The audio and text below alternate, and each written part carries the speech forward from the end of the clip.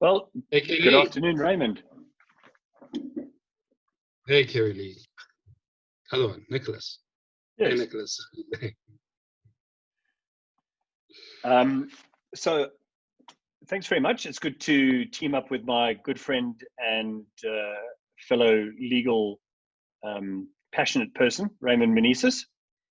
And this afternoon, we're going to be talking about masks and what you should consider wearing. A lot of organizations are going to be resuming operations from Monday, hopefully, once government gazettes the final legislation with regards to what level 3 is going to entail. I think many people have seen the draft regulations. Raymond, what do you think of the draft regulations?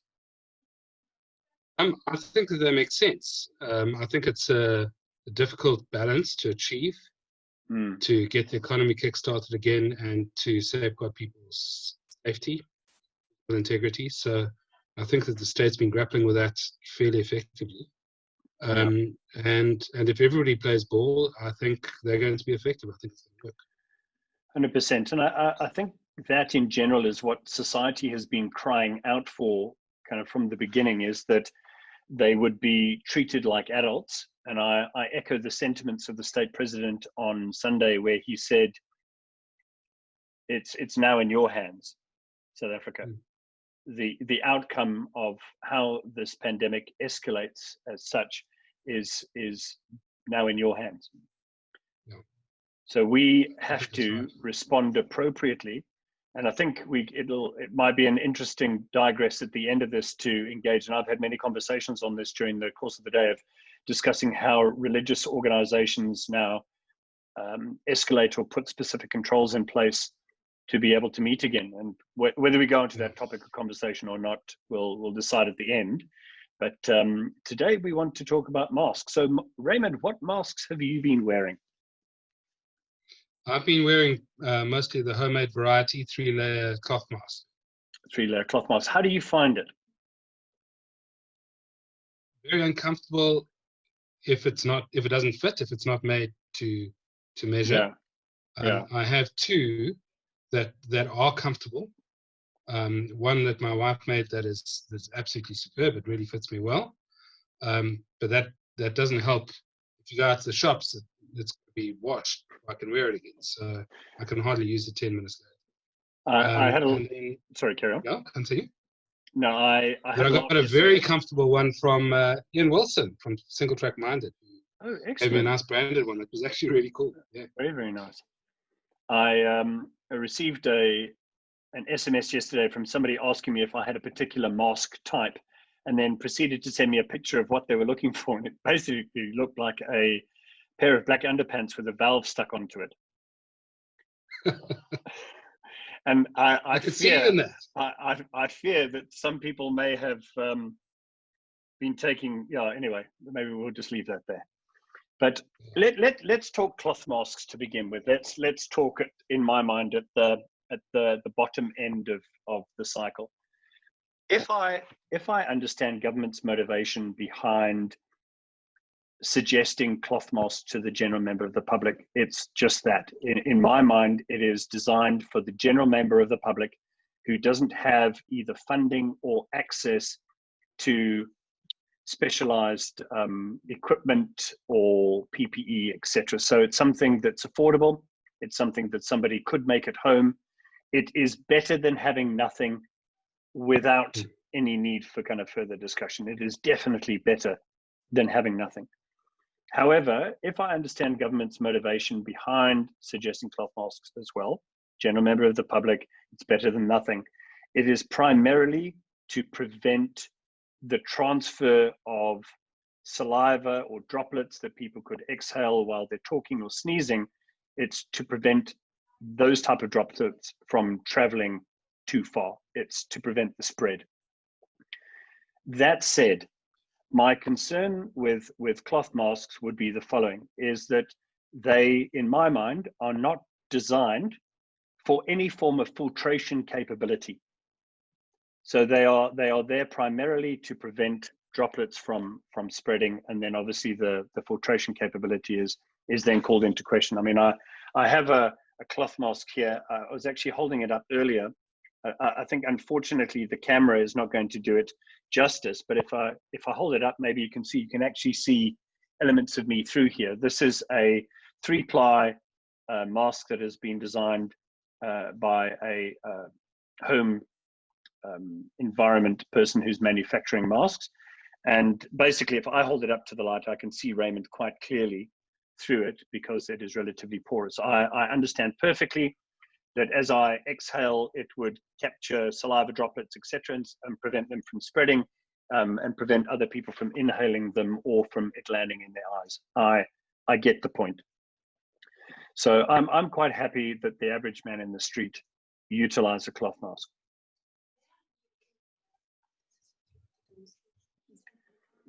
So, sorry, let me just deal with this.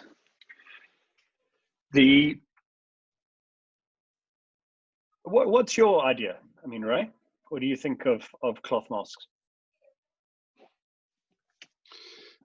Not really my field of expertise, but yeah. It does comply with with the regulations. Yeah. As a minimum standard. I do think that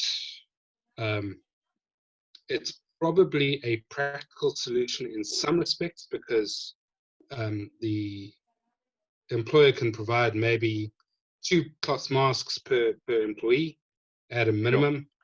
Sure. And the employee takes responsibility for watching those, and then you have some control over it. However, having said that, I am concerned that anything short of an N95 mask coming into work where people are using public transport in close proximity to one another, where they're going to be members of the public who are not compliant, not even wearing a face mask, that filtration becomes an issue. Yeah. And certainly we need to look at those things fairly carefully. It also depends on the nature of the workspace, thinking from an employment perspective, where there may be unavoidable situations. I expect that in terms of the regulations and workplace plans, people should be working at least 1.5 meters away from each other. But nobody's going to have a perfect score on that.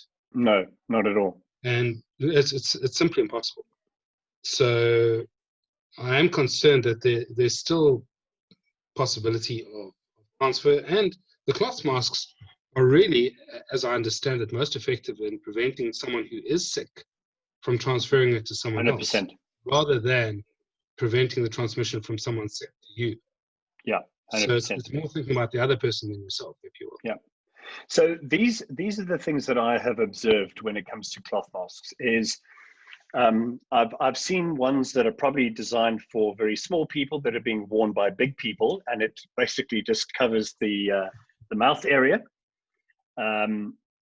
I have also generally, when I've engaged with people who are wearing cloth masks, I mean, there was a guy, I was in the pharmacy earlier on today, and I had on a KN95, and the guy was like, hey, where can I get one of those? Because I've got this cloth mask, but it's really uncomfortable to wear, and after you've washed it a couple of times, it's now got little cotton thread sticking out of it, and it tickles your nose, and you shouldn't really be touching your face. And so I've also noticed when people talk, if it's not appropriately designed, it then pulls down, and people are always, and now they're resorting to the worst case scenarios. They're now readjusting this thing the whole time as they're talking to people.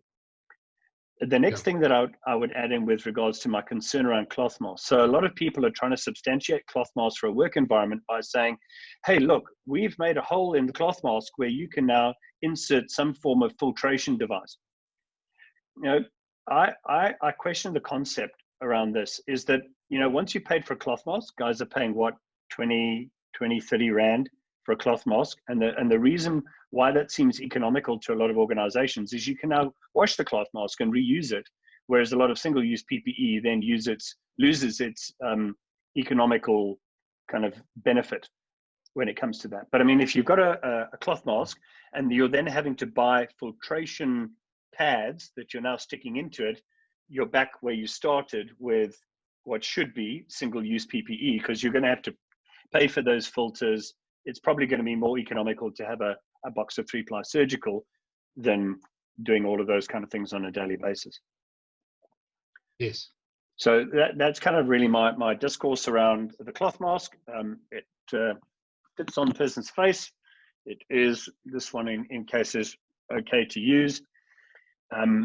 Yeah, I think also what's been interesting is what seems to be a misnomer with regards to people having to wear face masks when they're out in public.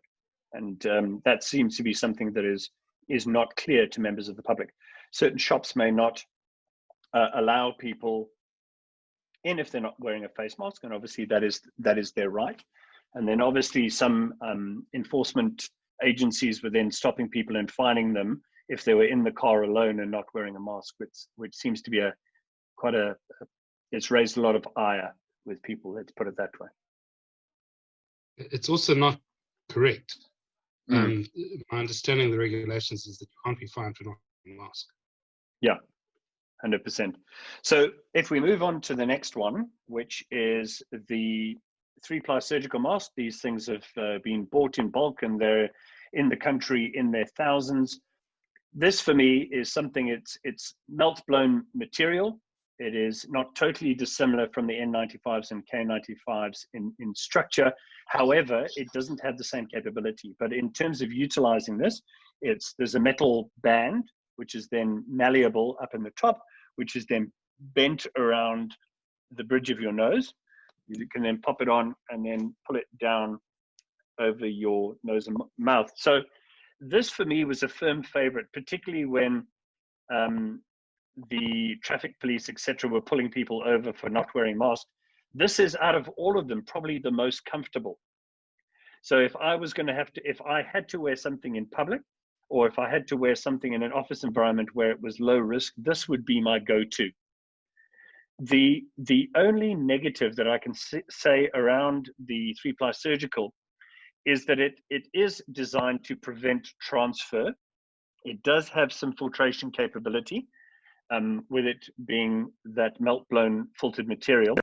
However, the only negative aspect with the 3-ply surgical is that depending on your face makeup, not makeup as in that you put on, but the ergonomics of your face, there can be gaps at the side. So it doesn't have the same filtration capability, as in it's not designed to give you what an FFP2 or a KN95 is. I really like these.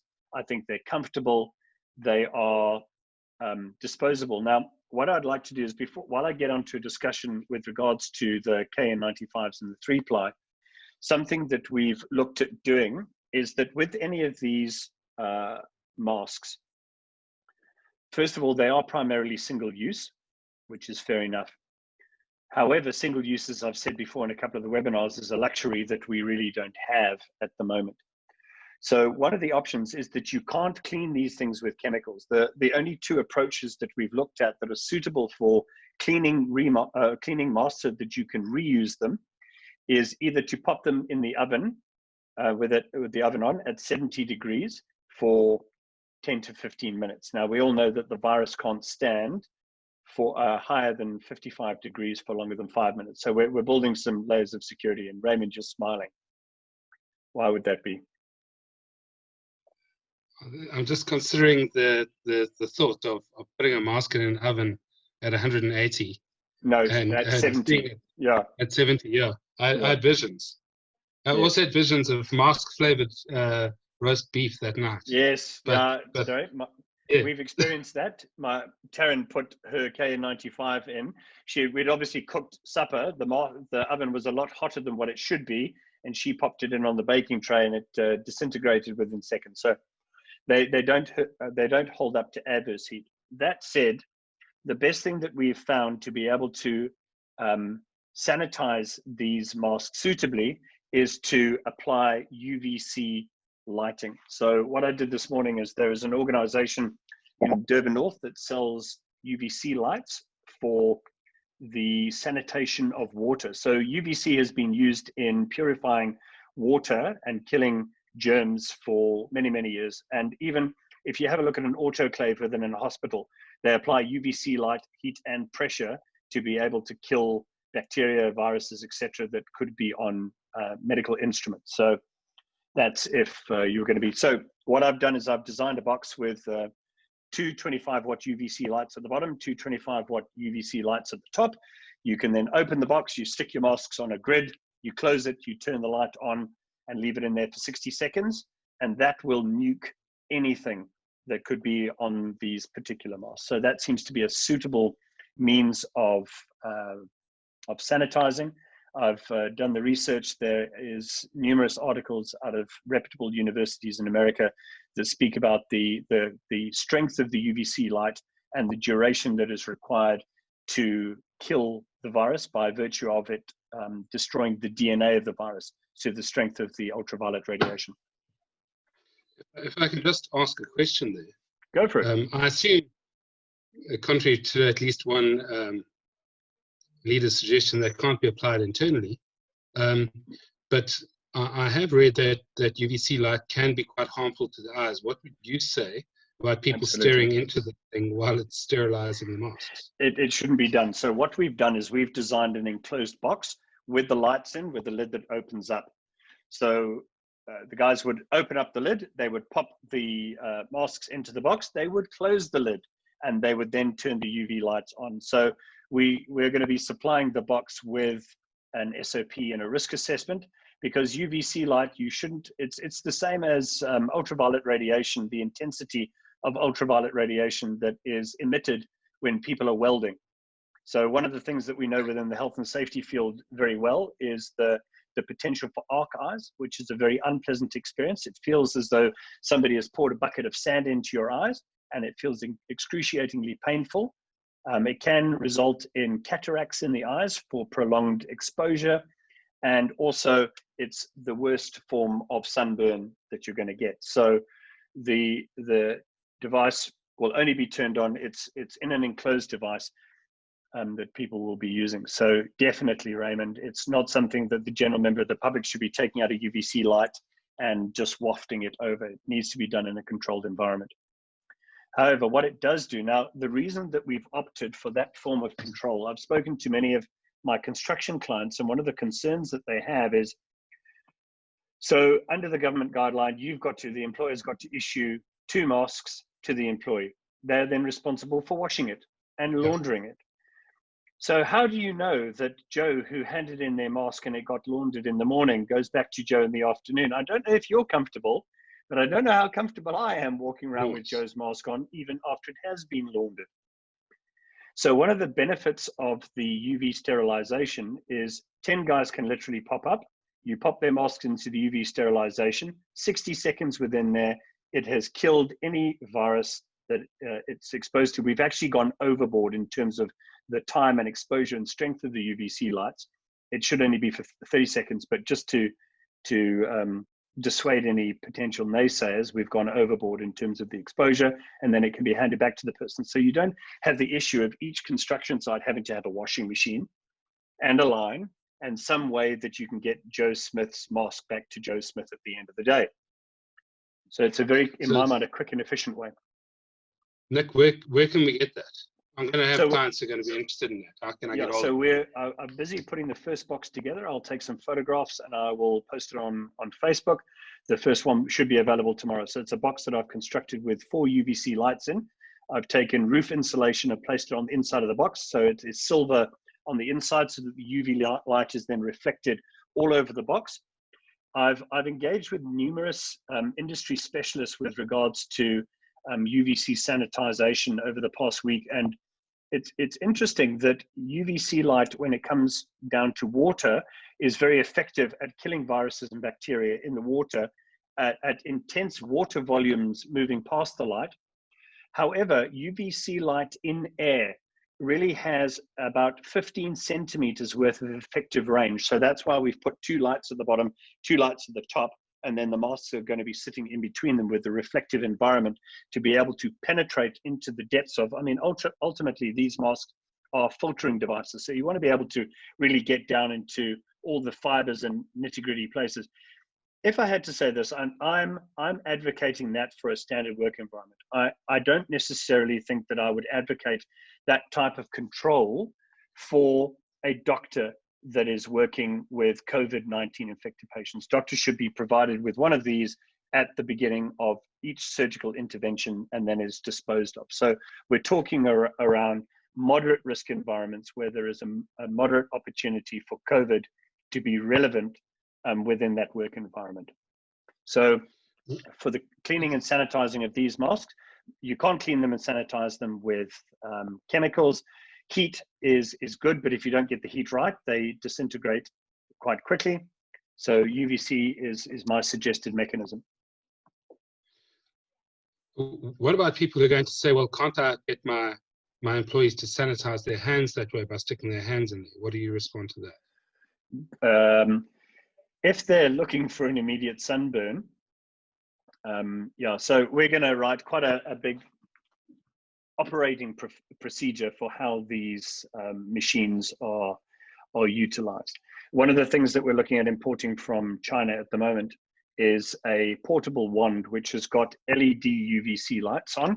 So it's a little wand that you can open up and you can literally, because I want that for my computer, because I want to be able to take UVC light over my computer, because I'm not going to put sanitizer on it. So it's for those type of things that you don't want to put sanitizer on. So it is definitely, I reiterate that, definitely not intended for you to expose your skin or your eyes to the strength of UVC ultraviolet radiation that's going to be created by those devices. They are designed to kill DNA, including yours, if you don't handle it correctly. It's why I asked the question, because Einstein said that two things in the world, in the universe, are without limit, are infinite. Stupidity and the universe, and I'm not sure about the universe. So it's important to ask these questions. Yeah, so again, so we're going to issue those with a comprehensive risk assessment and standard operating procedure for people to use. But in my mind, I think it's the most kind of practical and efficient approach. It's not without risk, that said, but I think in an economic time, my suggestion for workplaces is, if I was working in a workplace, this would be something that I would issue to all staff. It can be sanitized at the end of the day. Guys could get a week, 2 weeks, 3 weeks, or even a month's worth of use out of this. They're relatively robust. You could sanitize it at the end of each day, beginning of each day, end of each day, and it can be done easily. It's quick and easy to use, and it is comfortable. Moving on to the next one. So for high risk environments, this is a KN95. And lo and behold, I put it on upside down. So the metal part should be on the bridge of the nose. Now, the benefit of this is it creates a nice space for your nose and to be able to talk and to be able to breathe. It couples onto the side of your face and creates a nice seal, which is obviously which is not what is a viable option with regards to the 3-ply. This forms a seal around the side of the face so that when you breathe, all of the air is filtered through the melt-blown material. Now, and as you heard, I can talk quite easily through it. I can breathe easily. In terms of comfort and protection, the KN95 and the N95, if you can get your hands on it, of course, but those are being reserved for the medical profession. The KN95 is my go-to. We are specialist consultants. As of next week, we will be going around to our client sites to perform audits, etc. This is issued to every member of my team. And I think organizations need to consider those high risk people or vulnerable people that have to come into the work environment. This should be your go-to mask. And where can we get those? So N95s or K95s should be available from most PPE stores. Now, let's just have a discussion around that. There are 3 equivalents. A lot of people have asked me what the difference is between a KN95 and an N95 and an FFP2. So N95 is the American standard for a mask that has been rated to filter out 95% of particulate matter, fumes, vapors, etc. The European standard is FFP2. The FFP2 standard also then rates a mask to filter out 95% of fumes, vapors, and particulate matter.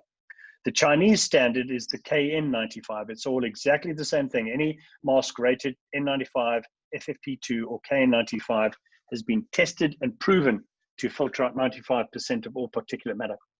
The step up from that is the N99, the FFP3, and the KN99.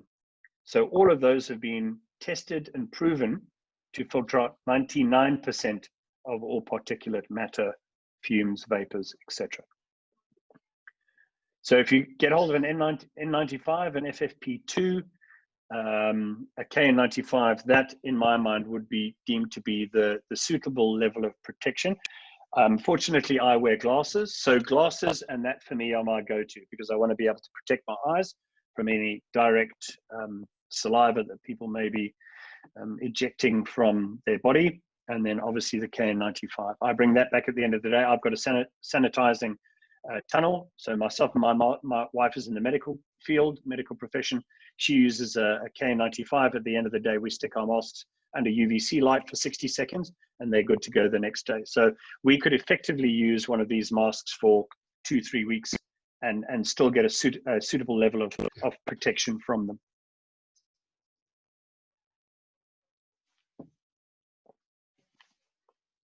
So on the subject of protection, and particularly protection of the eyes, what is your take on using plastic face visors, either on their own or in conjunction with a mask? So I like the principle. I would be happy with, I don't know, maybe let's take a step back. One of the most important considerations when people are looking at PPE is protection and usability. Now, PPE can render an amazing level of protection to people, but if it is not comfortable or the usability is on the low scale, people will be continually touching it and taking it off. So we need to hold those two in tension and measure them appropriately. For higher risk activities, I would be happy with a pair of safety glasses and or a respirator, those two used in conjunction. What a lot of people are looking to is no respirator, but just having a face shield, which is something I've seen deployed. Yes, it does reduce the risk of any sputum directly, which has got the virus directly coming into my face. We have to also recognize that COVID-19 is not a heat-seeking missile. It doesn't bend around corners and do the most insane things. That said, we need to be cognizant of the fact that it can be airborne. So because of let's say the weight of a droplet of saliva that's in the air, they could waft around in the air for a good few seconds. So I would not hold it beyond the bounds of possibility that if a person is wearing a mask and there is a high amount of water droplets in the air, that it stands within reason that as the person's breathing in, that it could come around the side of the mask. I'm not for 1 minute suggesting that COVID is a heat-seeking missile. But I think from a suitable protection perspective, I would look at both. So a person who's wearing some form of safety glasses or shield over their eyes in conjunction with the respirator. I think one on their own would not be considered the best level of protection the person can give. And I would advocate those for anybody who is dealing with members of the public on a regular basis, where you remember that some people, even if you've taken their temperature, may be asymptomatic. So just on a practical level, the Basic Conditions of Employment Act provides for at least an hour's break. So generally a tea break, lunch break, tea break for most workplaces. And people can't eat or drink through a mask. So what is the protocol? The employees arrive, they have a mask, everything's clean, everything's in order. They're touching surfaces during the day, they're doing what they have to do, even with hand sanitizers, etc. Come tea time when they want to drink something, come lunch when they want to eat something, what happens?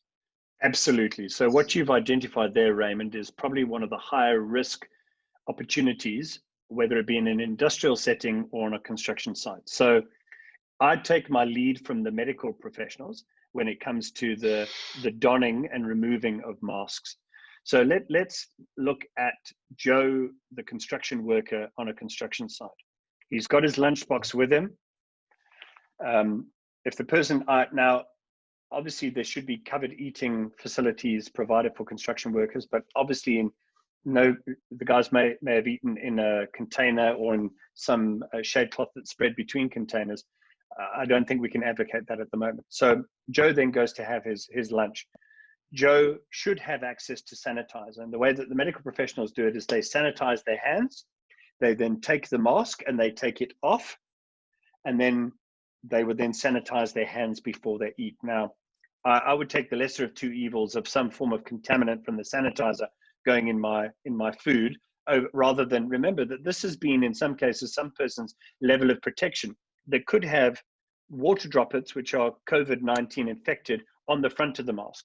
So we're frustrating the entire process if we are then going to touch the mask, take it off, eat our food, put COVID-19 inside our mouths, which we've now tried to protect ourselves from.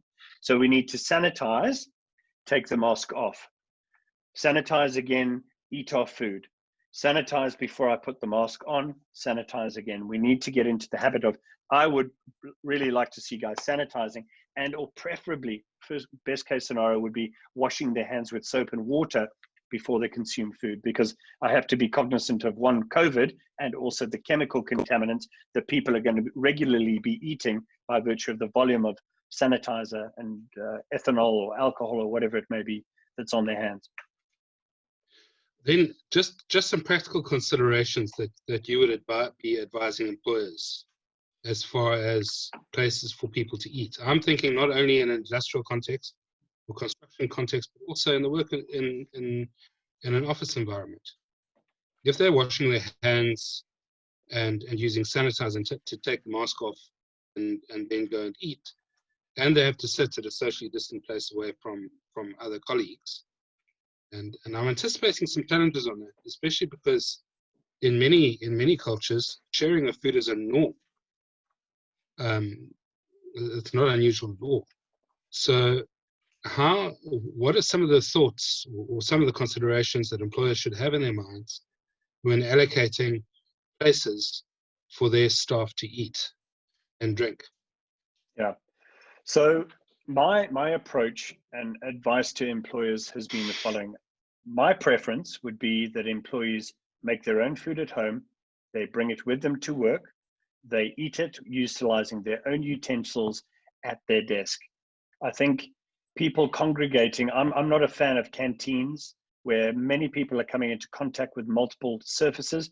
I think the more static people are within a work environment, working in small clusters, smaller groups coming into contact with their own people, working in a cluster, eating with their own utensils and their own food that are providing at work, would be the safest option. I have to obviously hold that in tension with regards to the deep human need for connection. But Raymond, one of my bigger concerns that I would bring to the floor in this discussion would be, if we look at behavior, human behavior when it comes to safety, is that people have a perception of risk. And that perception of risk is so informed by so many parameters: culture, environment, upbringing. And where we are at the moment, and I'm very cognizant of it because I've been listening to the narrative when I'm visiting sites, and the narrative, I've heard it. If I had a rand for every single time I've heard this, I would be rich, where people are saying, let's just get sick and get this over and done with. So that's where people's risk appetite is at the moment. Yeah, that's right. It's just like, let's get it over and done with now.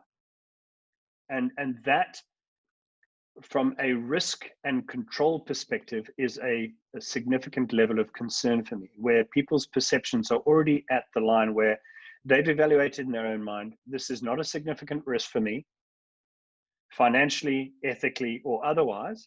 Let's get it over and done with, which means they're not going to be practicing controls. They're not going to be utilizing PPE.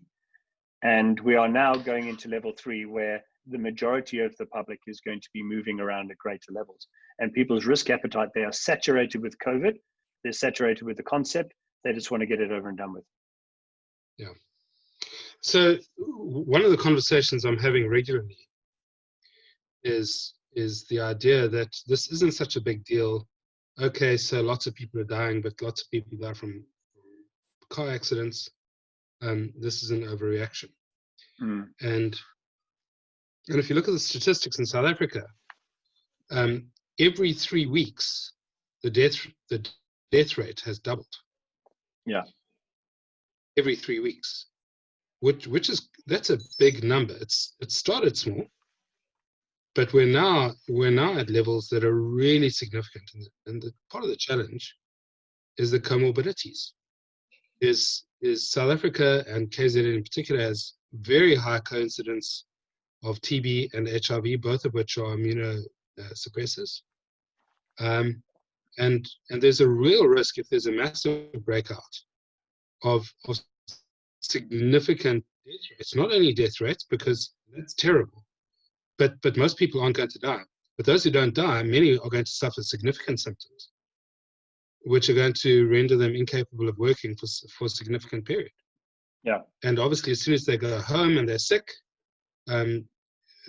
if they live with other people, and most people do, that means a very high rate of transfer and infection, people that they live with. So whilst lockdown was designed to give the state, really, and private health, the opportunity to shore up its infrastructure to support the sick and the dying to come, I think there's a misconception that once we move to level 3 and level 2 and so on, that actually the worst of the pandemic is over. And it really isn't. It's still to come. Yeah, 100%. You know what, I have been drawn into many discussions recently with regards to the ethics of it. And for me, the tension is between that lives and livelihood.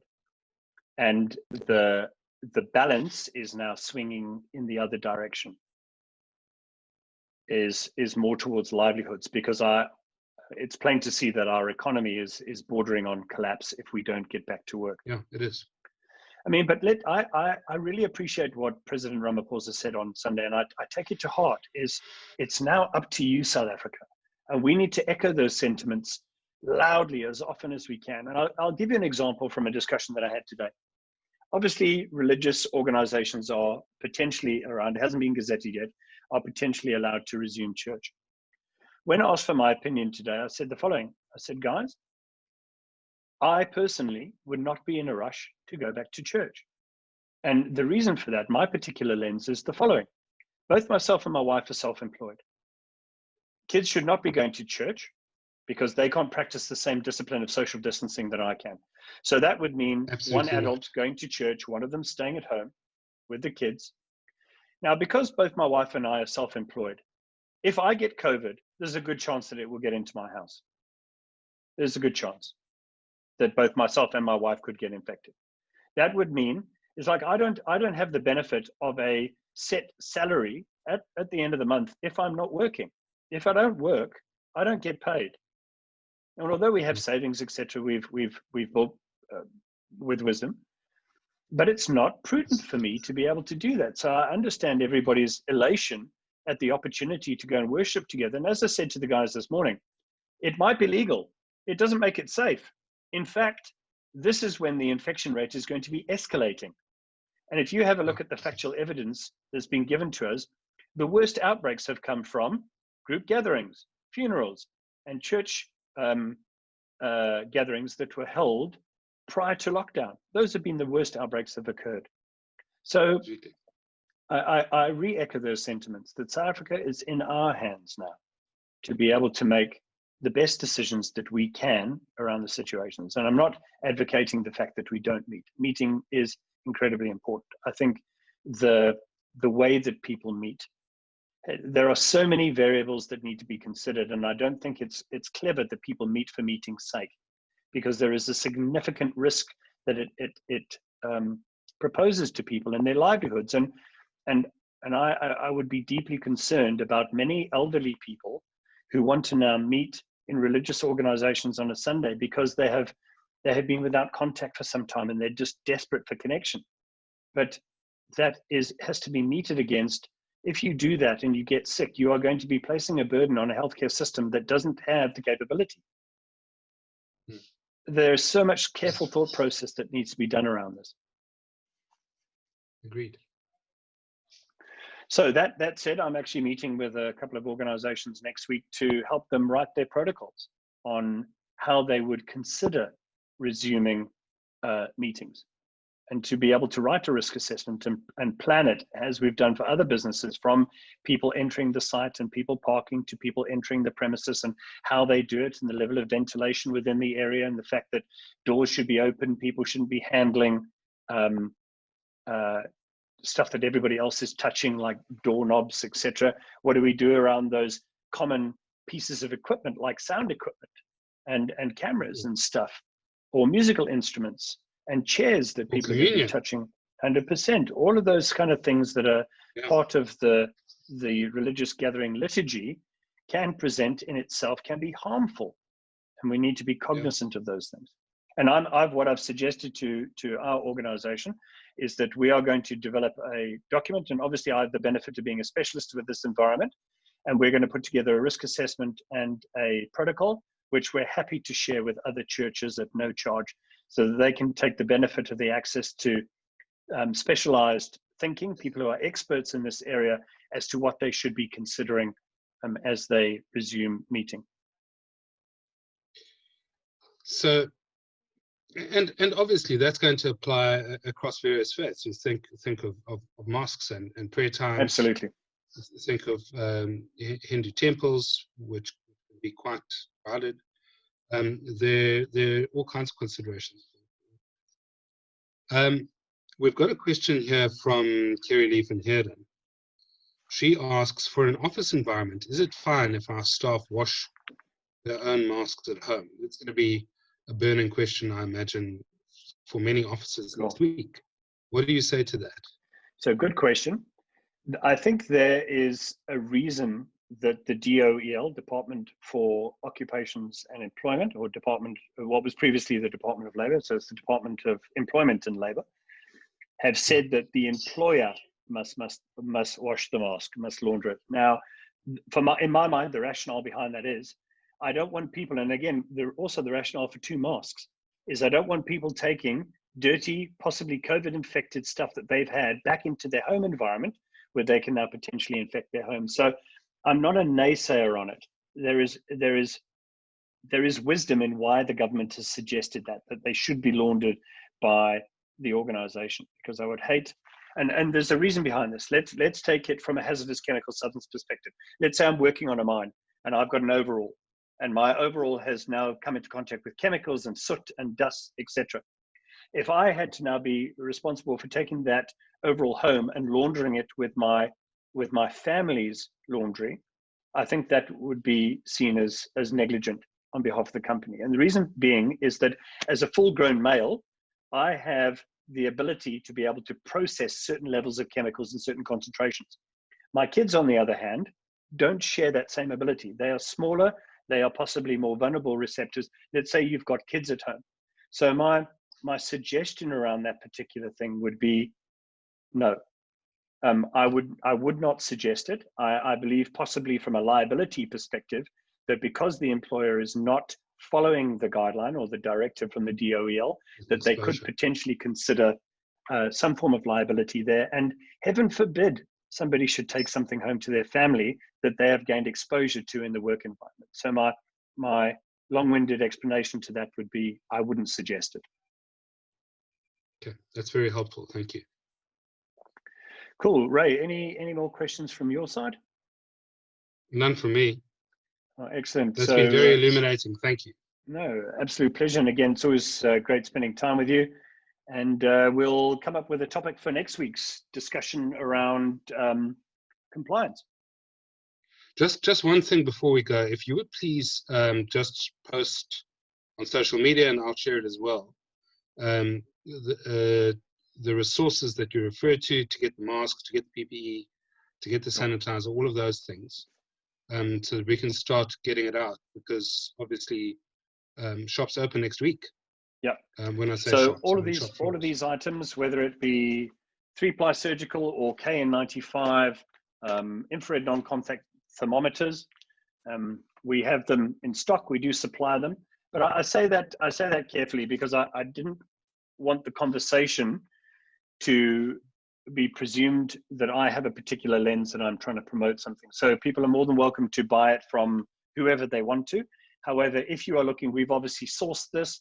We have all the certification, the CE test reports, the FDA approval, the test reports for all of the products that we bought in. So it has been sourced and certified. So we've got the right types of products. But I think what organizations need to do, if I left you with this parting shot, would be the following. The DOEL directive has said to employers that they need to consider risk when considering what PPE to apply. The risk, as I said in last week's webinar, is significant enough that if one person gets it, it could close your business down. Businesses need to consider providing their employees with the best type of protection that they can provide. One from a compliance perspective and the other one from a human ethical perspective. So guys need to look at something that is not just a kind of a cheaper option for the man in the street, but within a work environment, something that has been scientifically tested to give you a factor of protection that you can rely on. So that would be, but I will gladly post. We have an online PPE store, and I will post the link to that in our social media. So you can buy them online from our PPE store. Thanks, Ray. Good chatting with you again, and catch up